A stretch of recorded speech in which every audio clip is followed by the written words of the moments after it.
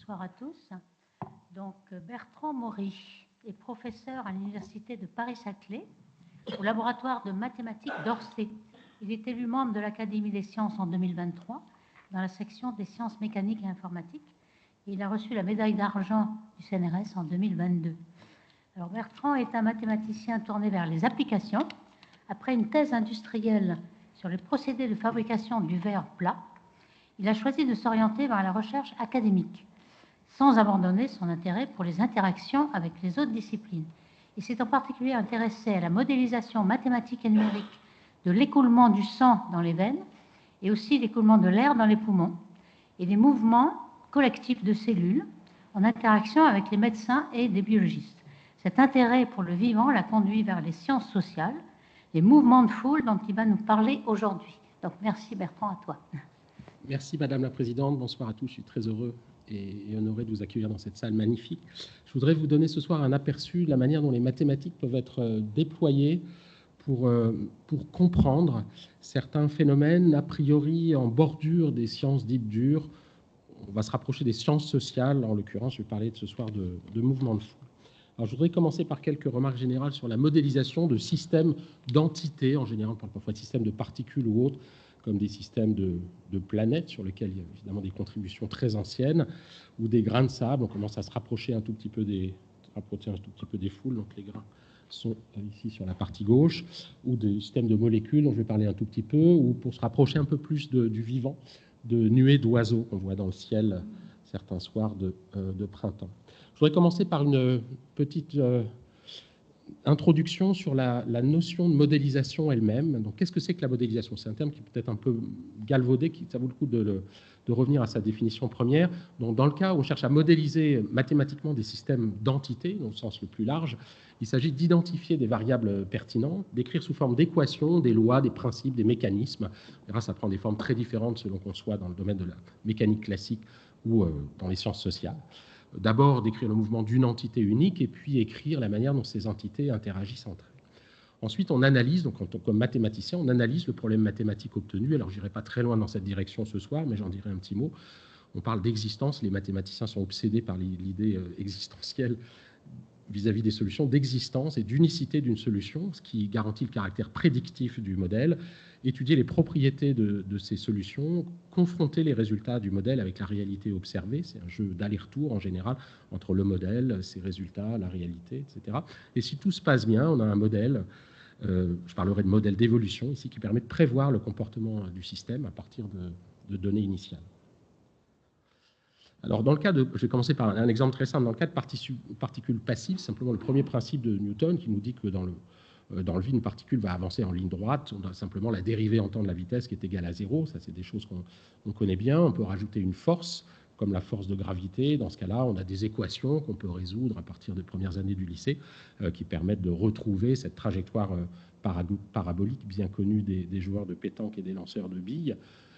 Et ensuite, dans ce contexte-là, il faut se donner des lois quand on a ces particules, ces grains, quand elles se rencontrent, qu'est-ce qui se passe? Donc ici, dans le cas, par exemple, de grains rigides, on va voir au moment où je donnerai un exemple là-dessus qui commence à ressembler un tout petit peu aux foules, on a une formule qui va modéliser la collision. Donc la formule, je ne rentrerai pas dans les détails, mais ça donne explicitement, à partir des vitesses avant la collision, les vitesses après la collision.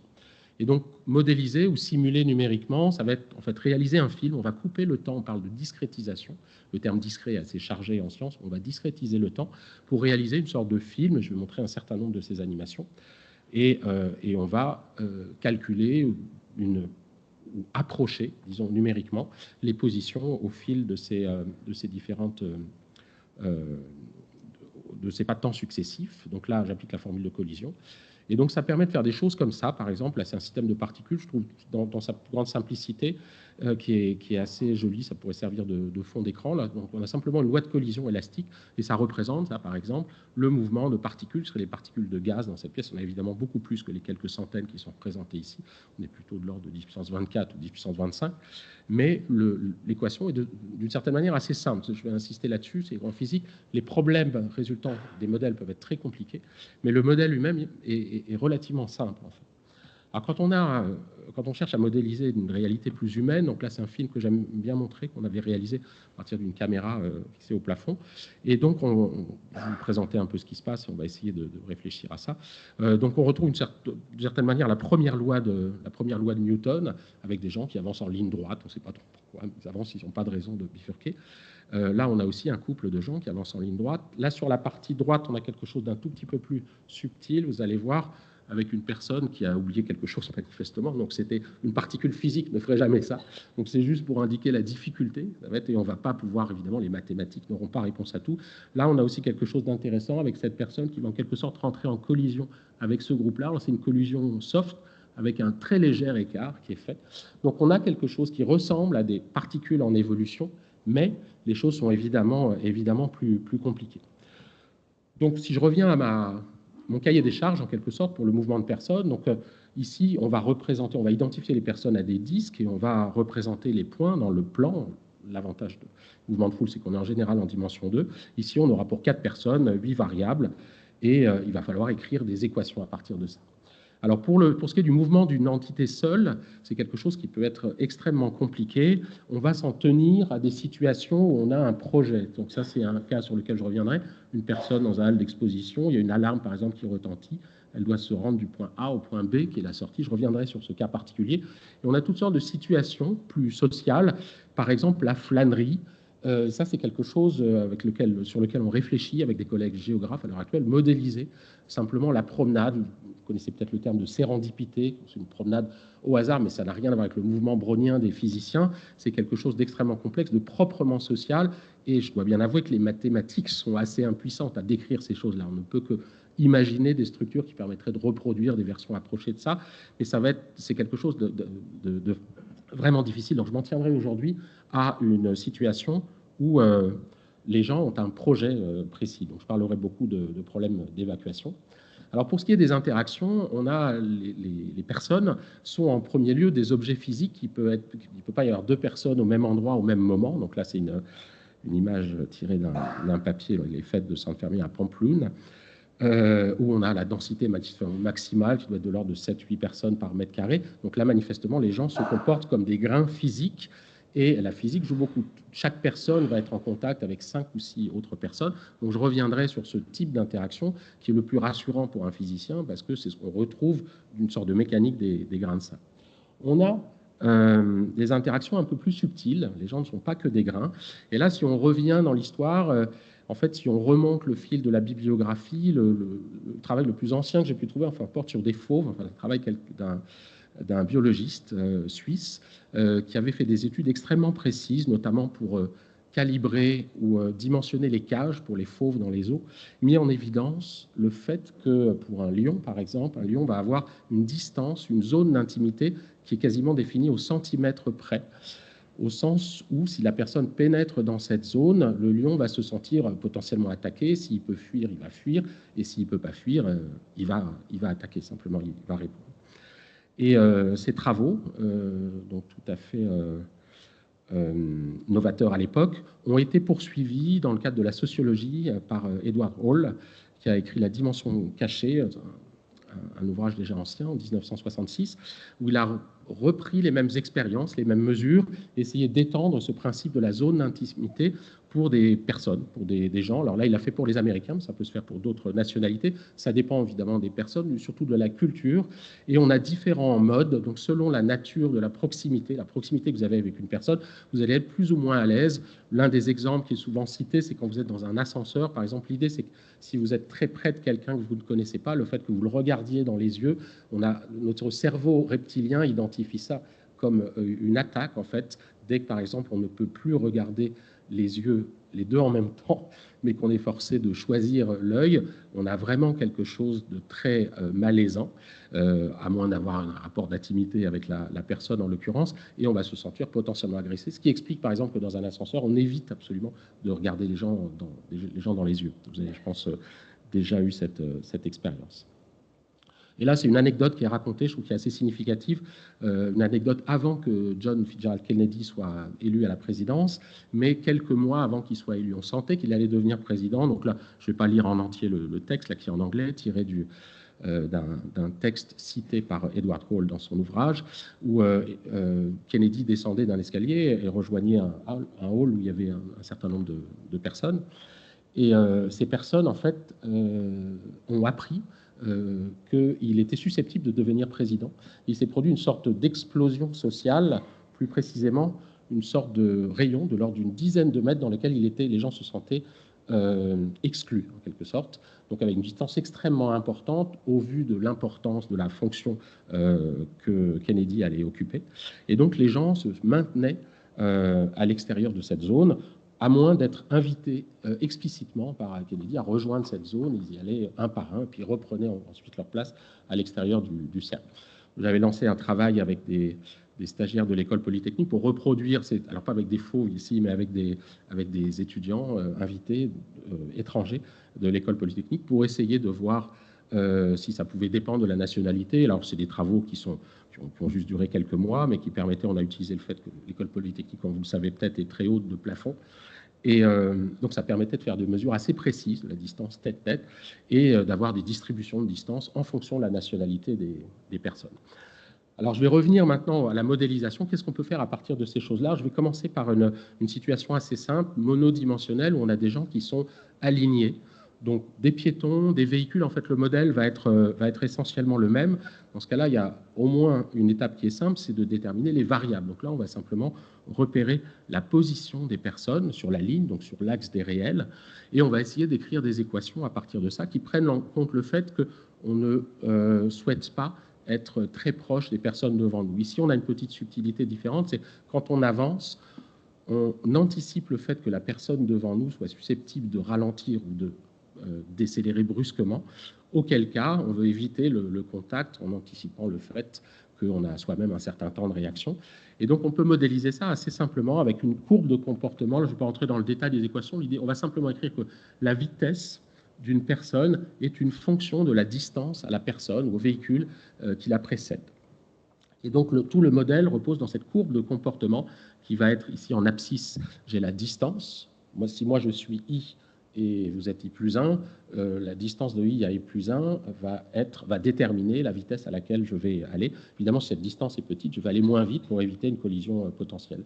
Et ça peut conduire à des calculs tout simples. Ici, on a imaginé, ça correspond à des expériences qui sont faites d'ailleurs en pratique, où on fait tourner des gens dans une sorte d'anneau. Il y a aussi des expériences qui font penser au périphérique absurde, au sketch de Raymond DeVos que vous connaissez peut-être, avec un rond-point sans entrée ni sortie. Donc on est vraiment dans cette situation-là.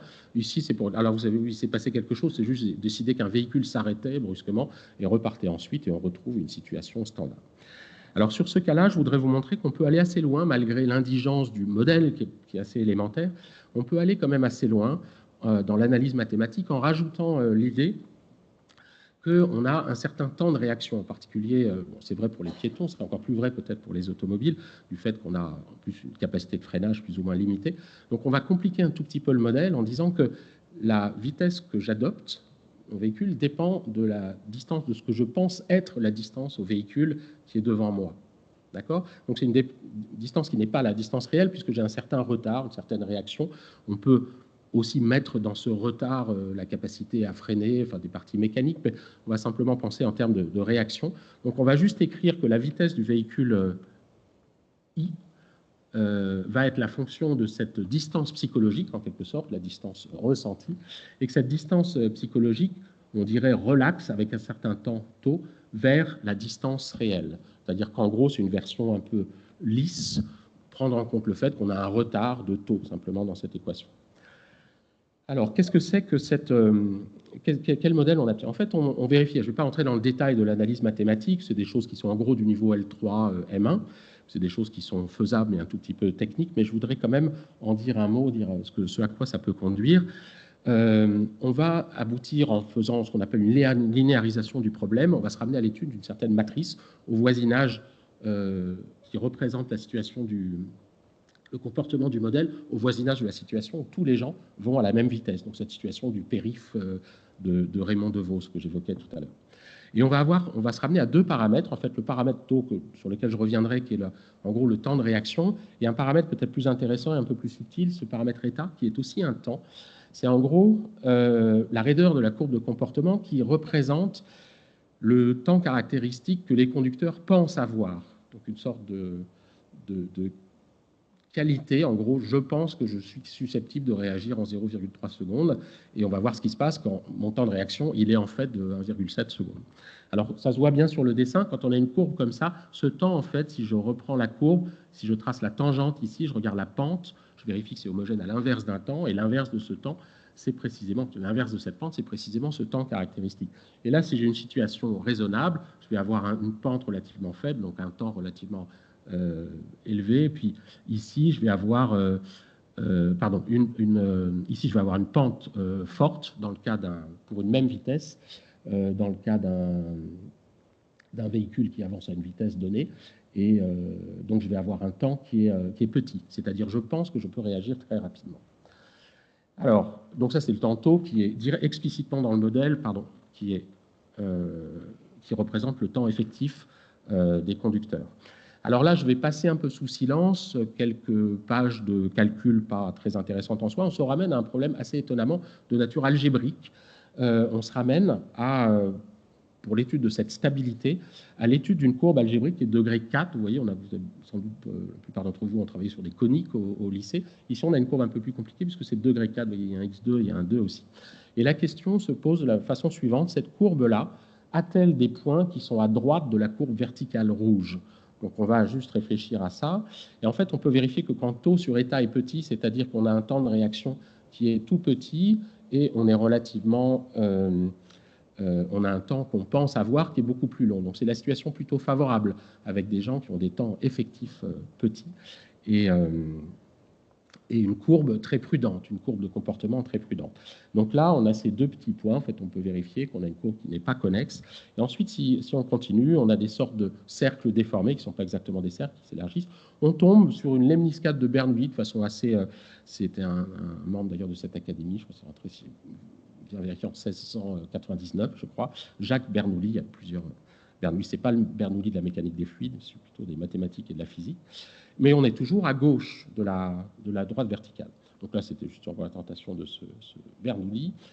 Et alors, on tombe sur une courbe simple, pour une fois, quand taux sur état est exactement égal à un quart. Et puis, si on continue, on a une courbe qui se déforme, qui délimite un ensemble convexe. Et puis, au bout d'un certain temps, quand on dépasse 1,5, on sort de la zone de stabilité.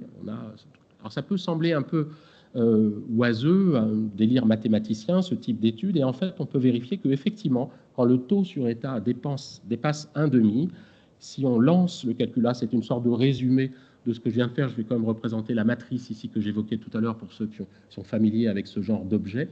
Et avec ici la matrice, une matrice périodique, une sorte de matrice de transport dans un cadre périodique. Et si je lance maintenant le calcul, on va avoir quelque chose qui va se passer. Là, on retrouve au départ cette situation d'équilibre. Et là, je ne fais rien. Je laisse le système se déstabiliser potentiellement du simple fait des erreurs d'arrondi faites par l'ordinateur. On va voir, je ne sais pas si vous commencez à voir, il y a des effets, une sorte d'instabilité d'assez basse fréquence en espace, avec une situation en accordéon. Donc, c'est une version jouée de la situation en accordéon qu'on vit sur autoroute tout le temps, ou si vous suivez un véhicule, vous vous rendrez compte que bon, il avance tout le temps, mais il rencontre le bouchon, il rentre dans le bouchon, et ensuite il peut avancer plus vite, il va rencontrer un bouchon suivant, etc. On se rend compte aussi, c'est des choses relativement subtiles, que le bouchon lui-même recule en quelque sorte. Donc tous les objets avancent, mais le bouchon lui-même recule. Voilà. Alors je vais laisser de côté, je reviendrai sur ces choses-là si vous avez des questions, bien entendu, mais je voudrais dire un mot sur les choses plus proches des évacuations que j'ai évoquées tout à l'heure, en parlant d'un principe général de modélisation qu'on appelle des modèles de type flot de gradient, dont l'illustration la plus simple est peut-être de considérer ici les lignes isovaleurs de l'altitude, simplement. Donc, dans une carte de randonnée, imaginez une goutte d'eau qui est posée initialement ici, une goutte d'eau qui ne s'évapore pas. On va la laisser glisser suivant la ligne de plus grande pente. Et ici, elle va suivre donc la ligne de plus grande pente. Elle va parcourir, elle va à chaque fois traverser orthogonalement les lignes isovaleurs. Et puis aboutir, ici je l'ai présenté, elle peut s'arrêter au niveau d'un minimum local, comme au fond d'un lac, par exemple, de montagne. Alors on peut écrire ce système le rapport avec les foules est peut-être pas complètement évident, mais vous allez, j'espère, le comprendre dans quelques instants. Sous cette forme-là, en écrivant que la dérivée en temps donc si la vitesse de la particule, c'est simplement l'opposé de ce qu'on appelle le gradient de l'altitude. Ici, c'est un vecteur que j'ai représenté avec la flèche noire qui est orthogonale, c'est peut-être pas très clair sur le dessin, mais ça devrait être orthogonal à la ligne isovaleur.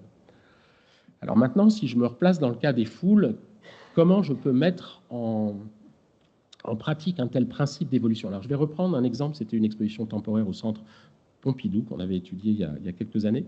Je vais reprendre cette topographie particulière. Ce que j'ai représenté ici, ce sont les lignes isovaleurs de la distance à la sortie, en prenant en compte des obstacles. Donc, la sortie est ici.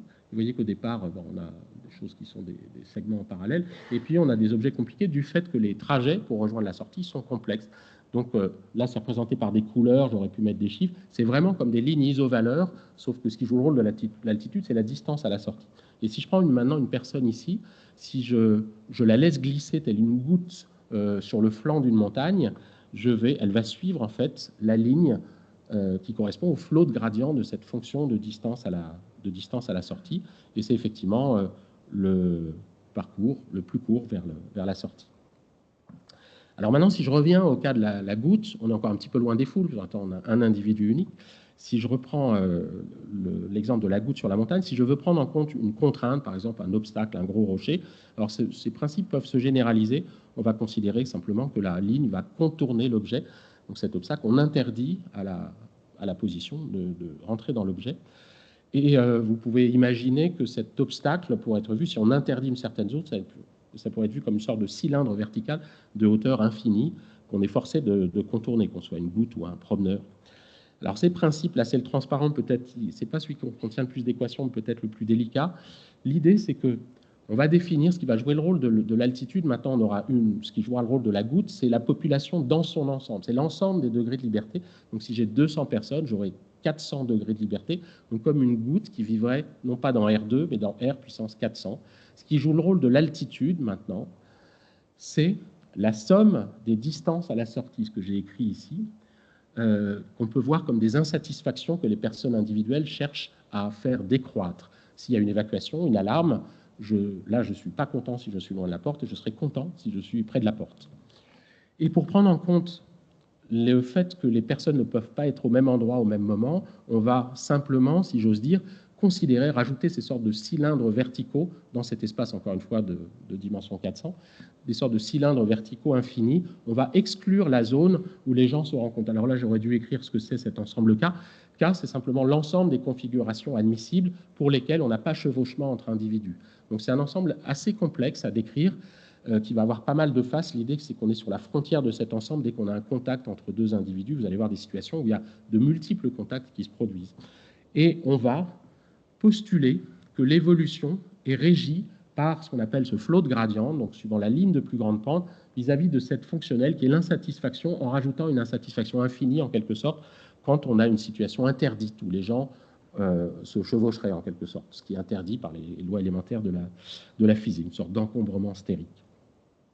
Et on va écrire ça sous la forme d'un flot de gradient. Alors pour les spécialistes, j'ai dû remplacer le triangle pointe en bas, ce gradient, par un objet qui s'appelle un sous-différentiel, parce que dans le cas où la fonction n'est pas régulière, il faut généraliser cette notion. Mais ce n'est pas très important ici. En tout cas, on a ce principe de glisser suivant la ligne de plus grande pente de cette insatisfaction. Le plus étonnant, c'est que ça ne marche pas si mal que ça. Donc là, je vais représenter ce que ça donne dans le cas du... Donc c'est vraiment ce qu'on est en train de voir, avec un peu d'imagination. C'est vraiment la goutte qui tombe, qui glisse le long de la montagne, mais c'est une goutte de dimension 400, si ici j'ai 200 personnes, et ce que je représente, donc c'est évidemment difficile de représenter une réalité dans un espace de dimension 400, mais c'est d'une certaine manière ce que je représente ici, avec à chaque fois les deux coordonnées de chacune des personnes. Alors là, on avait forcé un peu le trait pour qu'il se passe des choses, ça se passait beaucoup mieux que ça, l'évacuation, rassurez-vous, mais pour justement faire apparaître des blocages, parce qu'on aime bien quand ça se passe mal, on avait grossi un tout petit peu les gens, donc ça c'est une sorte de... Sur les gens faisaient 1 mètre, 1 mètre 20 de diamètre. On a un petit peu forcé le trait, on verra des choses un peu plus réalistes tout à l'heure. Donc voilà, donc là ça conduit à des blocages sur lesquels je vais revenir. Et là, on peut rajouter les forces sociales de tout à l'heure à ce principe de flot de gradient et d'intersection des chevauchements en rajoutant le fait que les gens ne souhaitent pas être à trop faible distance de leurs voisins. Donc si on rajoute ces forces comme des petites forces de répulsion entre particules à courte distance, on a quelque chose qui est un peu plus réaliste, avec un modèle qui reste assez indigent et qui s'écrit en quelques lignes. Pardon, je n'ai pas précisé peut-être... Oui, je précise juste un mot, je reviens en arrière. C'est la thèse de Juliette Lune. Alors, juste pour vous dire un mot, quand même, ces équations qui s'écrivent très simplement, ça fait l'objet de la thèse il y a une dizaine d'années ou une douzaine d'années de Juliette Venel, qui est maintenant maître de conf à Valenciennes. Ça lui a pris à peu près 1 an à temps plein pour démontrer l'existence et l'unicité d'une solution. Donc c'est des choses quand même assez délicates à étudier du fait de mon caractère non lisse, pour ceux à qui ça parle, des équations. On n'est pas du tout dans le cadre des équations différentielles ordinaires. Mais les principes sont quand même assez simples. Ici, c'est une situation un peu plus réaliste. Dans une topographie, on a développé avec un collègue, Sylvain Faure, d'ailleurs, une librairie open source Python, pour ceux que ça intéresserait, qui s'appelle Chromosim, qui permet de réaliser ce type de calcul avec des images ou des dessins même qu'on peut faire soi-même. Donc voilà. Alors je voudrais maintenant faire en quelque sorte l'autopsie d'un bouchon, aller voir un peu plus près. Qu'est-ce qui se passe quand les gens sortent d'une pièce avec une sortie relativement étroite, mais qui est quand même de nature à accueillir au moins 2 ou 3 personnes de front. Donc a priori, tout doit bien se passer, les gens doivent pouvoir sortir de la pièce. Donc j'ai réécrit ces équations un peu barbares, simplement pour rappeler l'avantage, c'est qu'il y en a peu, c'est que tout est régi par cette fonction d'insatisfaction qui est simplement la somme démocratique équilibrée de toutes les insatisfactions, plus ce qu'on appelle fonction indicatrice, qui est la pénalisation en quelque sorte infinie des situations qu'on souhaite interdire, c'est-à-dire le chevauchement entre individus. Et si je lance le calcul, j'obtiens des choses comme ça. Alors là, ce que vous voyez, les petits traits, c'est des choses qui sont assez significatives. Pour gérer la contrainte, on introduit ce qu'on appelle des multiplicateurs de Lagrange, que j'ai représenté ici. À chaque contact, dès qu'on a un contact, on a une force que vous avez déjà ressentie dans le métro aux heures de pointe entre les personnes. Et ces forces sont indiquées par les traits, à la fois leur épaisseur et la couleur. C'est peut-être pas très net, mais quand c'est rouge, ça veut dire qu'on a une force importante. Et donc ce que je vois, là, vous pouvez vous dire que vous voyez une sorte de goutte. Le fait que ça ait une forme de goutte n'est pas du tout significatif ici, mais c'est comme cette goutte dans un espace de très grande dimension qui glisse suivant la ligne de plus grande pente. Assez étonnamment, on a des choses relativement réalistes qui se passent au niveau de la sortie, en particulier ces sorties relativement chahutées. On a l'impression qu'il se passe des choses, il y a des sortes de conflits, mais là on est dans le cadre d'un modèle qui est très très peu social en quelque sorte. On n'a pas pris en compte d'une certaine manière des forces sociales, sauf de façon extrêmement primaire. Alors le film est un peu long, je vais l'accélérer un peu. Qu'est-ce qui se passe à un moment? Vous le sentez peut-être venir. C'est qu'à un moment, ça se bloque complètement. Là, vous voyez, le film continue à dérouler. Et en fait, ça s'est bloqué. On se demandait si c'était un artefact du modèle ou si c'était peut-être de la métastabilité, c'est-à-dire en attendant suffisamment longtemps, ça allait se débloquer. En fait, on peut montrer que c'est une vraie stabilité. C'est un bouchon qui va perdurer. In fine, non seulement ça, il est très stable, c'est-à-dire on pourrait dire à cette personne d'exercer des forces extrêmement importantes, ça ne suffirait pas à débloquer le bouchon. C'est des choses qui arrivent parfois. Je ne vous souhaite pas vous trouver dans cette situation, mais où on a des gens qui sont ici, qui sont à 50 cm de la sortie et qui ne peuvent pas sortir parce qu'ils sont bloqués entre les gens. Alors on va se demander pourquoi ça se passe si mal et essayer de regarder comment on peut essayer de comprendre mathématiquement. Alors la première manière, l'idée m'est venue il y a quelques temps, assez récemment, on a un principe général qui permet de comprendre en gros ce qui se passe, même si ça s'éloigne un peu du modèle lui-même, que je voulais vous partager. J'ai inventé un jeu, alors je ne l'ai pas déposé, mais c'est un jeu assez élémentaire. Mais vous pouvez l'essayer, essayer de le faire jouer avec des enfants ou avec vos collègues. Vous avez 2 joueurs, par exemple, mais on pourrait jouer si j'avais suffisamment de fonds au sens pécunier pour vous faire jouer réellement, je le ferai volontiers, mais ça serait un peu compliqué à mettre en place. Vous demandez à 2 joueurs de choisir chacun un nom parmi 1, 2 et 3, par exemple, et de ne pas le dire et de dévoiler leur choix simultanément. Et la règle que les joueurs connaissaient à l'avance, c'est que chaque joueur reçoit 1 000 € fois le nombre qu'il a donné, sauf si les choix sont identiques, auquel cas personne ne gagne rien. Donc, je ne sais pas si vous voyez à quoi si je vous demandais de jouer à ça. Donc, si vous réfléchissez quelques secondes, je ne sais pas quelles seraient vos stratégies. J'ai déjà essayé avec des collègues. Il y en a qui sont complètement paralysés à l'idée de jouer, qui refusent de jouer à un tel jeu, et d'autres qui sont plus joueurs. J'ai déjà fait l'expérience aussi avec 2 personnes de jouer 20, 30 fois de suite sur le jeu, et ça dit beaucoup de choses de la personne. Donc, je ne sais pas si vous voyez ce qui peut se passer avec des gens à peu près raisonnables. Bon, le plus probable, c'est qu'au départ, tous les gens choisissent 3, et puis ils voient qu'ils perdent, ça peut arriver quelquefois. Puis il y en a un commence à laisser passer l'autre. Donc il va jouer 2, et en général, cette situation, c'est-à-dire ce qu'on appelle un équilibre de Nash en théorie des jeux, ça va être relativement stable. Les gens vont rester là-dessus. Celui qui a 2, il gagne que 2 000 € à chaque fois, mais c'est mieux que rien. Voilà. Mais j'ai joué une fois avec des personnes, fait jouer des personnes où les gens continuaient à essayer de remonter à 3, à chasser l'autre. Donc il peut se produire toutes sortes de choses. C'est ce qui se passe en gros dans une foule. On pourrait imaginer quand vous avez les deux personnes en amont de la sortie qui cherchent à sortir, elles vont se bloquer parce qu'il n'y a pas de préséance particulière entre elles, donc elles vont se gêner. Alors que s'il y en a une qui décide de laisser passer l'autre, ça va se passer beaucoup mieux. Donc c'est vraiment le même principe. Alors on va essayer d'avoir une explication un tout petit peu plus précise de ce qui se passe. En revenant à notre bouchon, alors pourquoi c'est contre-intuitif? C'est que si on imagine un fluide, et certains modèles d'ailleurs sont basés sur en gros l'analogie entre une foule et un fluide, et on peut penser que s'il y a des centaines de milliers de personnes, ça va commencer à se comporter comme un fluide, en quelque sorte. Si on pense à un fluide comme un dentifrice qui sortirait d'un tube, intuitivement, plus on pousse, plus on a plus fort sur le dentifrice, plus ça sort vite. Donc plus on pousse, plus la pression est importante, plus on va avoir un débit important. Alors pourquoi c'est pas pareil ici? En fait, on peut vérifier que du fait de l'arrangement de grains rigides, le fait que les grains soient rigides ou quasi rigides, ça ne changerait pas grand-chose, est extrêmement significatif ici. Et le fait que la porte aussi soit de l'ordre de quelques grains, si on avait une porte absolument immense, on ne pourrait pas reproduire ces effets. Et là, on voit en tout cas, c'est ce qu'on a vu, que plus on pousse, plus ça bloque, c'est ce que je vous disais tout à l'heure. Et on peut effectivement mettre en évidence qu'on a des situations comme ça. Ce que vous voyez ici, c'est les flèches noires correspondent à la vitesse souhaitée, qu'on peut voir comme des efforts exercés par les personnes pour sortir. Et les flèches bleues correspondent aux résultantes. Par exemple, alors attendez. Oui, c'est ça. Cette flèche ici, par exemple, correspond à l'effort exercé par cette particule. Et vous pouvez vérifier quand vous sommez pour chaque grain les noirs et les bleus, vous obtenez 0. C'est effectivement un équilibre statique, c'est un bouchon statique. Ça ne suffit pas, ce que je viens de dire, à vérifier qu'il est stable, mais on peut, avec des outils un peu plus sophistiqués, vérifier qu'il est effectivement stable. Alors, si je vais un tout petit peu plus loin dans l'analyse, on a une sorte d'effet d'arc en plein cintre, comme en architecture, avec des structures qui sont parfois extrêmement stables, sans qu'on les colle, sans ciment. Et si on va un tout petit peu plus loin, en fait, on peut expliquer qu'il y a un opérateur sous-jacent, donc ça permet de citer un autre illustre prédécesseur, Pierre-Simon Laplace, que les mathématiciens de mon domaine connaissent bien, parce qu'il y a des Laplaciens, cet opérateur de Laplacien, on le retrouve vraiment partout.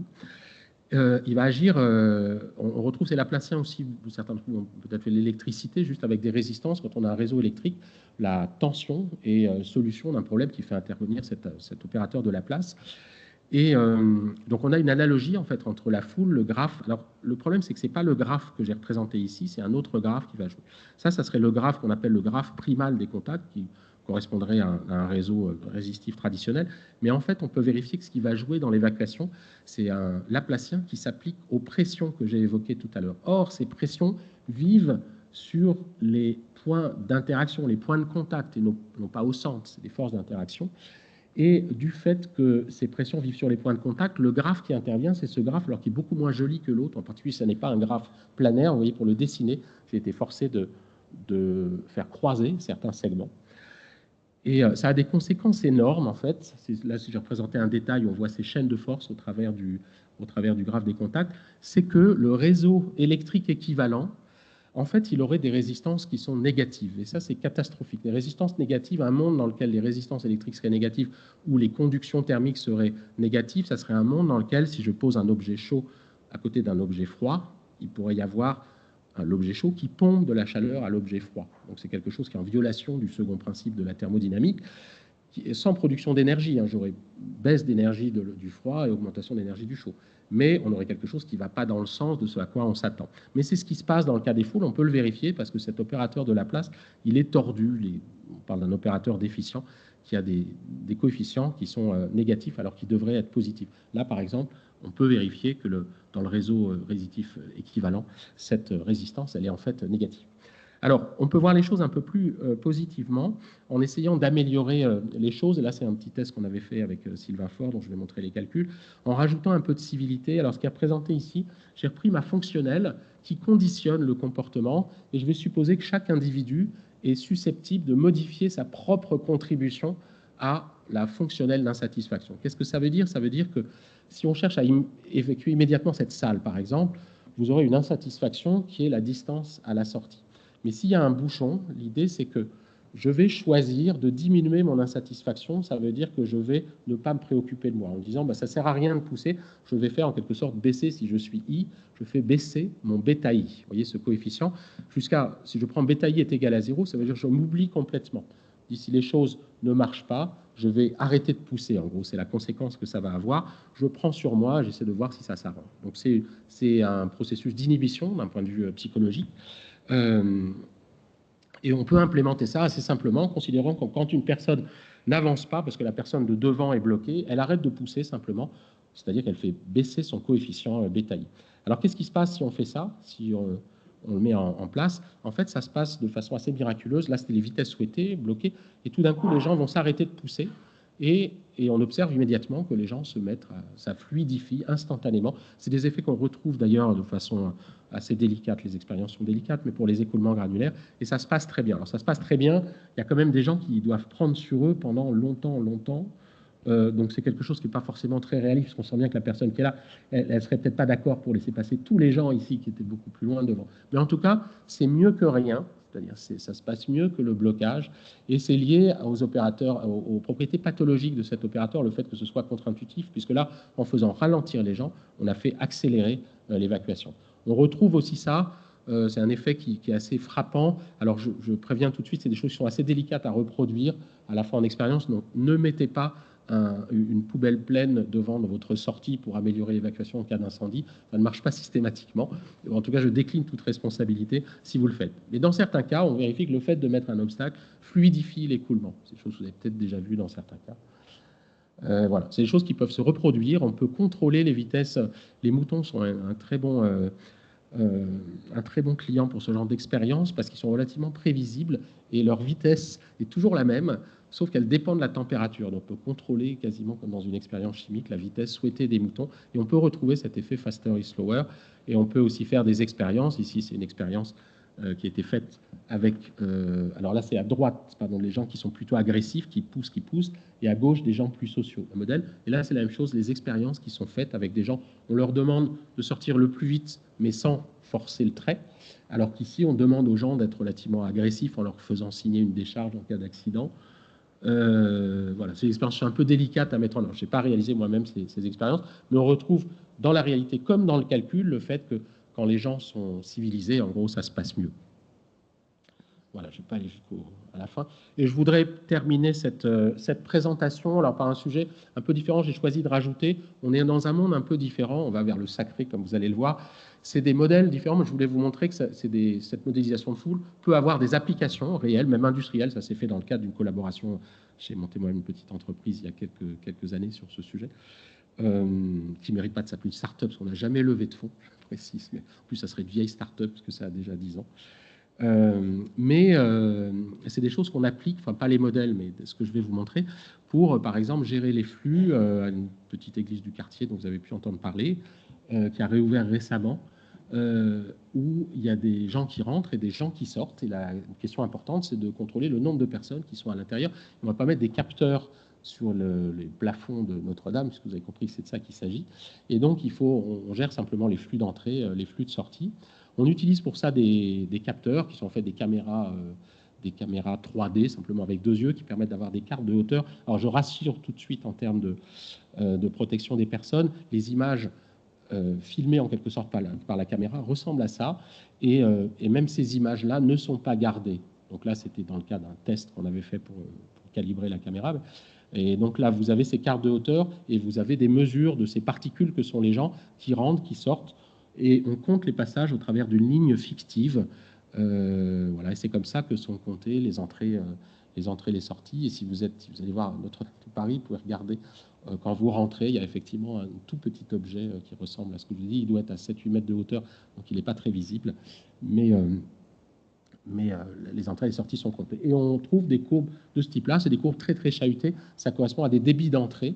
Donc, c'est des courbes très irrégulières qui font un peu peur mathématiquement au départ. Mais là, c'est juste chaque 30 secondes, on compte le nombre de personnes. Donc, si vous voyez d'ailleurs, l'ordonnée, c'est peut-être pas très visible. Vous pouvez vérifier qu'il y a des débits jusqu'à 40 personnes par minute, ce qui est absolument, par 30 secondes, pardon, donc 80 personnes par minute. C'est lié à un dispositif de sécurité extrêmement performant qu'ils ont mis en place. Donc, c'est des débits extrêmement importants pour des foules à travers une entrée qui est relativement étroite. Même chose pour la sortie. Alors, qu'est-ce qu'on fait avec ça? Donc là, ça correspond à l'entrée qui est essentiellement ici. Il y a quelques sorties ponctuelles, et ici, essentiellement des sorties avec quelques entrées ponctuelles. Eh ben, en premier lieu, si on fait l'intégrale, pour ceux qui savent ce que c'est que l'intégrale, on a un exemple très concret de si j'intègre entre le temps zéro, par exemple 6 heures du matin, et t midi, par exemple, la courbe violette moins la courbe rouge, eh ben, je vais avoir une courbe qui est beaucoup plus sympathique. Quand on intègre, on lisse les choses, certains d'entre vous doivent le savoir, et on obtient la courbe d'affluence, simplement, donc qui est la courbe essentielle, parce qu'il ne faut pas que ça dépasse certains jauges. Je ne sais pas si la jauge est publique, donc je ne vais pas la donner ici, mais en tout cas, là, on est en dessous de la jauge de sécurité, parce qu'on monte à 2100, 2200 personnes ici. Alors, je ne sais pas si vous devinez d'ailleurs ce qui s'est passé ici. Vous voyez, on a une situation assez particulière. Donc, c'est une journée. Donc là, il y avait les visites, etc., avec des gens qui viennent beaucoup en début d'après-midi, un peu moins dans l'après-midi. Puis là, il y a eu une entrée, aucune entrée-sortie, une messe. Voilà. Une messe assez tardive, une messe donc privée en quelque sorte, fermée. Et donc là, c'est ce que j'ai représenté. Quand j'ai intégré ici la fonction sur cette partie-là, intégré sur cette partie-là fait la différence, parce que j'obtiens, c'est cette quantité-là. On peut aller un peu plus loin en regardant de façon différenciée les entrées cumulées et les sorties cumulées. On a ces deux courbes-là. Et en fait, ce que je vais faire ici, c'est pour dire un mot sur ce qu'on appelle le transport optimal. Quand on va chercher le transport optimal entre cette mesure, je ne vais pas rentrer dans le détail là-dessus, vous avez peut-être entendu parler par notre illustre collègue Cédric Villani.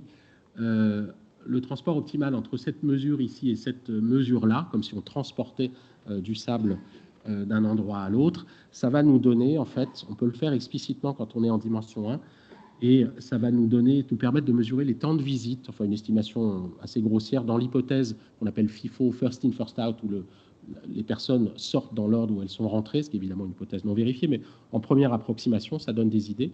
Et donc, vous voyez ce décalage ici en vert, c'est quelque chose qu'on peut représenter verticalement, et ça va nous donner les temps de visite au fil de la journée. Donc, c'est typiquement des choses qu'on essaie de délivrer au client, qui est la cathédrale, et avec ici des temps, évidemment, dans le cas d'une messe, qui sont beaucoup plus importants, qui vont jusqu'à une centaine de minutes.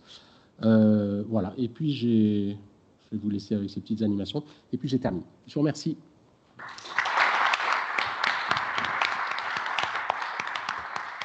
Merci beaucoup pour ce passionnant exposé. Je suppose qu'il y a des questions. Oui, vas-y Patrick. Moi j'en avais une. Il semble dans tes simulations, tes particules ne sont pas exactement de la même taille. Oui. Et si par exemple on a un effet, il y a vraiment un groupe de petites particules au milieu de grandes particules, il y a des effets particuliers, des petites qui se faufilent, des choses comme ça? Oui, c'est une bonne remarque. C'est des choses qui sont étudiées en granulaire, surtout pour les suspensions vibrées, par exemple.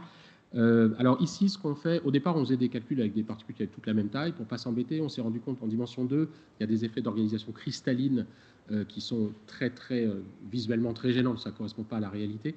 On a un réseau triangulaire qui va être stable et générique. Et donc, nous, on fait du léger polydisperse, pour reprendre le vocabulaire des mécaniciens. On va mettre une distribution de taille autour typiquement d'un diamètre de 50 cm, à peu près ça va être de 40 à 60 cm. Alors maintenant, ce qu'on a essayé, c'est surtout des particules plus ou moins puissantes, plus ou moins volontaires. On n'a pas essayé des particules toutes petites. Alors, est-ce que ça correspondrait, en tout cas physiquement, c'est une question intéressante qui est très étudiée en granulaire. Je pense qu'on aurait un effet effectivement de particules qui se faufilent. Enfin, si on avait un mélange, dans un cas bloqué comme dans ce cas on finit par, là j'ai pas repris le bouchon, mais dans la version bouchon de ce truc-là, je pense que on aboutirait quand même à un bouchon. Mais sinon, dans un cas un peu plus détendu, un peu plus chaud, avec une température, une agitation un peu plus importante, je pense qu'on aurait effectivement des petites particules qui iraient, qui traverseraient un peu les grosses. Mais en dimension 2, on n'a pas de porosité. Hein, en dimension 3, évidemment, on aurait des petites particules qui passent dans les pores. En dimension 2, c'est quand même assez, on peut avoir des grosses particules qui ferment le bail. Et donc, c'est un effet qui est quand même, à mon avis, limité du fait qu'on est en dimension 2, qui est un peu pathologique à différents aspects. Oui. Oui. Vous avez étudié les bisculades mortelles, premièrement en Israël, et puis, est-ce que vous avez aidé la RATP à faire un nouveau métier où on ne peut pas se tenir si on ne fait pas de mettre de réponse à la deuxième question est non, mais je vais essayer d'élaborer un tout petit peu. Sur la première question, on a regardé ça de loin, on n'a pas été mandaté pour ça. C'est un collègue, un physicien, notamment Dirk Elbing, qui a beaucoup travaillé sur ces questions, qui a travaillé sur les accidents de la Mecque. Nous, on les a fait par intérêt scientifique. On peut appliquer ces modèles à des centaines de milliers de personnes, c'est des calculs un peu plus lourds. Alors, ce en quoi les méthodes que j'ai proposées peuvent être intéressantes pour ce genre de choses, et je travaille un peu avec des gens je suis dans une communauté de médecine de catastrophe en particulier, où les gens s'intéressent beaucoup à ces choses-là, et les modèles qu'on développe basés sur une vision un peu primaire et très peu sociale en fait au départ avec des grains, nous permettent d'estimer des forces assez précisément, contrairement aux autres modèles, et ça c'est intéressant parce qu'on retrouve des forces d'écrasement, on retrouve le fait par exemple que si chaque individu ne peut exercer quand on pousse une force qui est de l'ordre de, mettons, 30 ou 40 kg horizontale. En gros, on exerce horizontalement une force qui est une fraction de son propre poids. On ne peut pas exercer plus essentiellement, sauf à être un rugbyman avec des crampons. Et malgré ces forces relativement indigentes, on a pu vérifier, les gens, notamment par autopsie, après les accidents, ont pu vérifier ou inférer qu'il y avait des forces horizontales de l'ordre de 400-500 kg qui étaient exercées. Donc, qui conduit, je vais vous passer les détails, c'est pas mon métier, sur la manière dont on décède dans ce genre de situation, mais c'est vraiment terrible. Et voilà. Et donc, on travaille un peu, alors je n'ai pas travaillé moi sur la Mecque, mais sur comment, notamment, essayer d'imaginer des méthodes de contrôle passif, en particulier. En gros, le contrôle actif, quand la catastrophe arrive, on a l'impression que je retire de quelques années d'interaction avec les gens de la sécurité, c'est qu'on ne peut plus faire grand-chose. Tous les gens, les témoins, disent qu'ils étaient dépossédés de leur propre volonté, en quelque sorte, ils ne pouvaient absolument plus rien faire. Ils redeviennent des particules passives. On n'est pas capable de trouver quelqu'un qui poussait. Tous les gens sont complètement passifs. Et donc c'est l'impression que j'ai. Et donc, pour ça, on ne peut que configurer en amont, par exemple, en rajoutant des obstacles, en canalisant un peu avec l'obstacle de tout à l'heure. L'idée, c'est de canaliser, d'éviter ces effets de charge creuse, de concentration des masses vers un même point, qui conduisent à des concentrations de force et à ces forces extrêmement importantes. Voilà, et si je reviens à la RATP, sinon on travaille un peu avec la SNCF en ce moment pour essayer notamment de travailler sur les échanges quais-trains qui sont assez sensibles dans certains RER pour modéliser la manière dont les gens sortent. On a des problèmes d'ailleurs de théorie des jeux aussi assez intéressants en disant pourquoi les gens se mettent devant pour bloquer alors que manifestement ça les désavantage.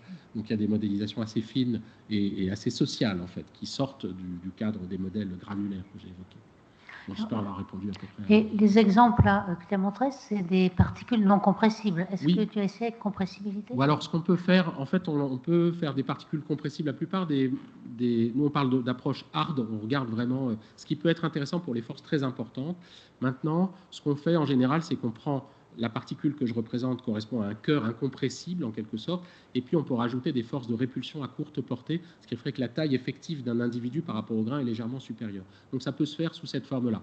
En fait, bizarrement, vous pouvez vous demander aussi, j'anticipe la question pourquoi les gens sont ronds, alors que les gens en vidéo ils sont quand même pas ronds. En fait, ça complique quand même beaucoup les choses.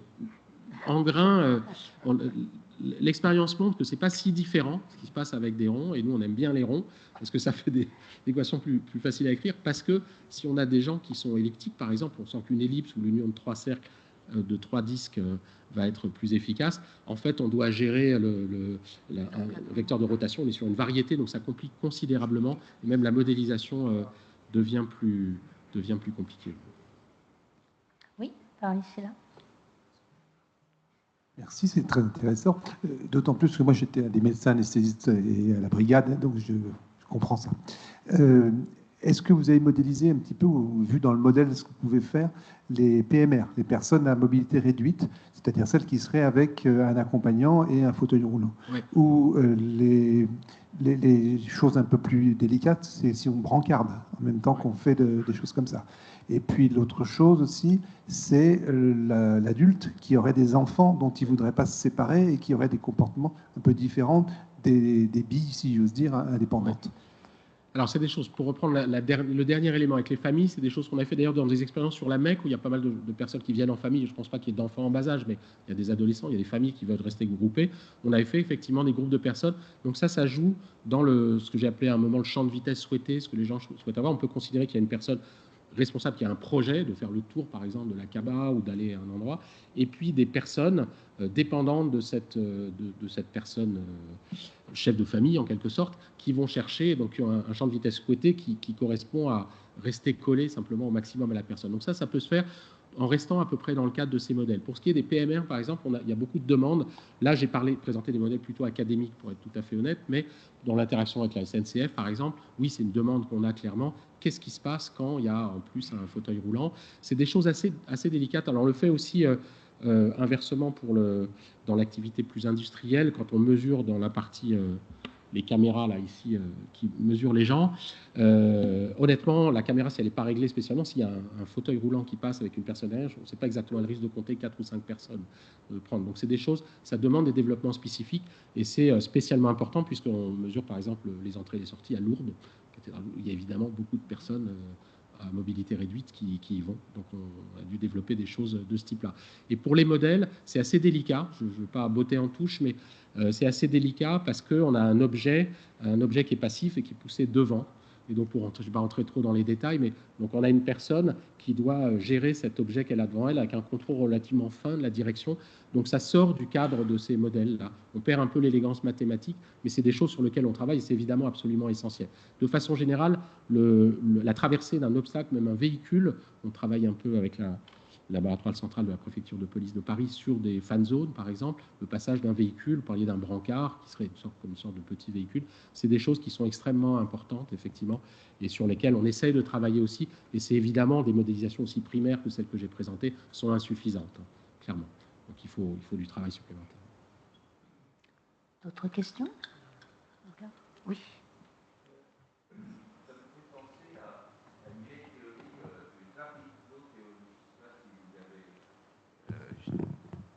C'est une très vieille théorie quand j'étais étudiant. Oui. Et votre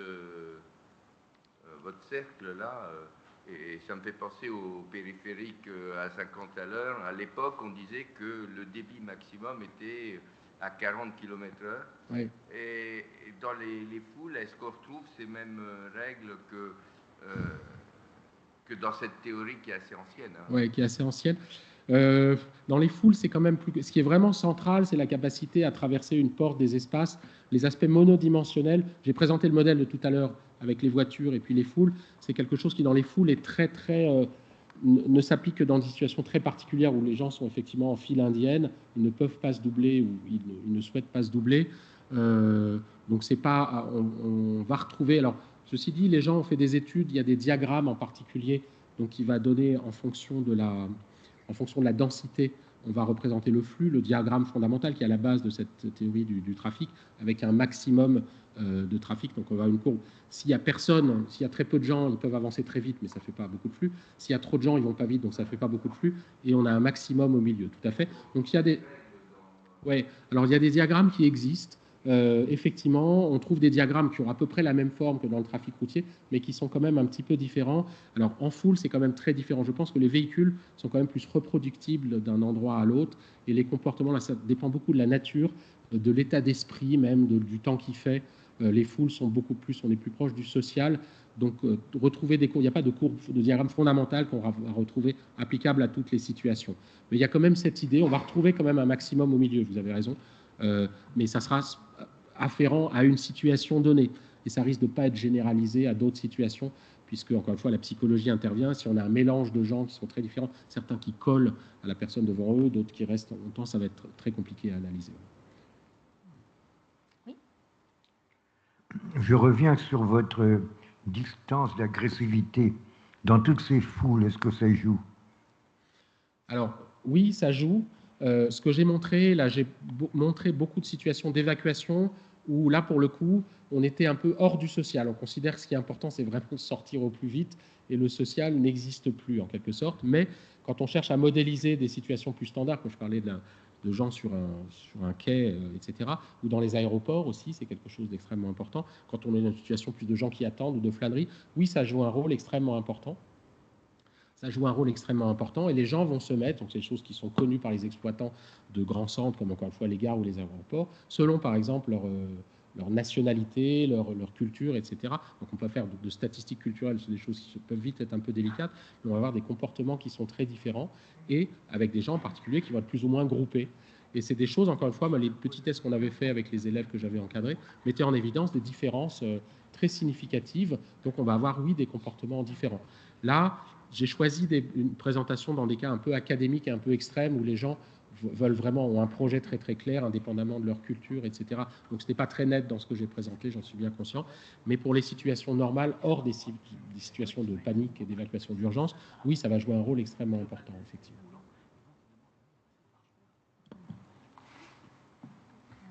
D'autres questions? Oui. Oui, pardon. Oui, la question c'est comment vous calibrez vos modèles. C'est-à-dire qu'on voit des belles choses, mais finalement, est-ce que les temps d'évacuation correspondent à quelque chose que vous auriez mesuré ou pas? Alors, c'est une question effectivement délicate. On a pas mal travaillé dessus. Il y a énormément d'outils qui existent à l'heure actuelle. Certains outils industriels. Là, j'ai présenté que des outils académiques qu'on a développés nous-mêmes. Il y a des bases. On confronte ça à des expériences au maximum. On avait fait un test même à un moment lors d'une évacuation lors d'un exercice dans un grand bâtiment sur Paris avec 1500 ou 2000 personnes évacuées à peu près. On avait fait des comparaisons entre des codes, la réalité, puis les différents outils. Alors cette question est à la fois très délicate et en même temps un peu biaisée et peut-être facile. Si je cherche à vendre un objet, par exemple un outil, dans une situation donnée, ça va être très facile de retrouver un temps d'évacuation pour une situation donnée. Et il suffit de régler des petits paramètres, la taille des gens, la vitesse à laquelle ils veulent aller. Donc, vous voyez, c'est un peu un jeu, et c'est ce que vont faire les gens. Si j'étais là pour vous vendre mon code, ce qui n'est pas le cas, hein, l'outil dont j'ai parlé tout à l'heure est gratuit, je le précise, eh ben, je prendrai un exemple et je pourrais retrouver ce que vous voulez. C'est d'ailleurs... Non, je ne vais pas le dire parce que je crois que je suis enregistré, mais bon, peut-être juste sans citer les noms, une grande entreprise avait fait appel, on avait essayé de les contacter pour avoir des données, et puis ils avaient, donc on leur présentait nos modèles, et ils voulaient faire des calculs de temps d'évacuation, et puis on s'est rendu compte, enfin ça n'a pas abouti, on s'est rendu compte au bout d'un certain temps que le contact avec les universitaires les gênait un petit peu parce que ce dont ils avaient besoin, c'était d'avoir un temps d'évacuation inférieur à 10 minutes. Et puis, ils étaient en cheville avec une entreprise qui leur vendait un temps à 9 minutes 47. Donc, ça leur allait très bien. Et puisqu'il y avait des règles d'évacuation, le bâtiment devait être évacué en moins de 10 minutes. Donc, pour dire, c'est quelque chose un peu biaisé. Si vous me donnez un temps, je vais pouvoir vous le retrouver. La difficulté, c'est évidemment d'avoir un outil un peu généraliste, générique, qui va dans toutes les situations retrouver les bons temps. Et ça... Disons, pour une situation donnée, pour des gens qui marchent tranquillement, les évacuations d'urgence, ça c'est très compliqué. Vous voyez d'ailleurs dans le cas que j'ai présenté tout à l'heure, à un moment ça s'est bouché, mais ça aurait pu se boucher 5 minutes après, ou ne pas se boucher du tout. On a plutôt une probabilité d'apparition des bouchons, donc là on n'est pas dans le temps d'évacuation. Par contre, dans des situations normales, en fait, le problème est relativement d'une certaine manière facile parce qu'il suffit de caler, il suffit d'avoir la bonne capacité de la porte, ce que les pompiers, les agents de sécurité connaissent bien. On parle d'ailleurs d'unité de passage. Et si on veut avoir un résultat qui donne les bons temps d'évacuation, il suffit d'avoir des vitesses à peu près correctes des gens et un modèle qui redonne les bonnes capacités au niveau des portes. Donc d'une certaine manière, ce que je suis en train de dire indirectement, c'est catastrophique si je voulais vous vendre le modèle, c'est qu'en fait pour moi les bons modèles très utilisables, c'est des modèles assez grossiers, où on va juste fixer les capacités des portes et puis les changer en fonction du temps. Donc c'est ces modèles, quand je dois vraiment répondre à une question, c'est plutôt ce type de modèle-là que j'utilise, donc des modèles qui ne passent pas. Ça, c'est plutôt, donc je pense que c'était un peu sous-jacent dans votre question, c'est un peu pour l'idée de faire des mathématiques, d'essayer de comprendre les phénomènes plus que de faire du quantitatif. Donc je suis d'accord avec vous si je comprends la question qui était sous-jacente, c'est qu'effectivement, si on veut faire des choses vraiment réalistes, en fait, on a intérêt, à mon avis, à utiliser des modèles comme souvent, plus rudimentaires, en fait. Ok, ben je crois qu'il est temps de remercier encore Bertrand Mory. Merci.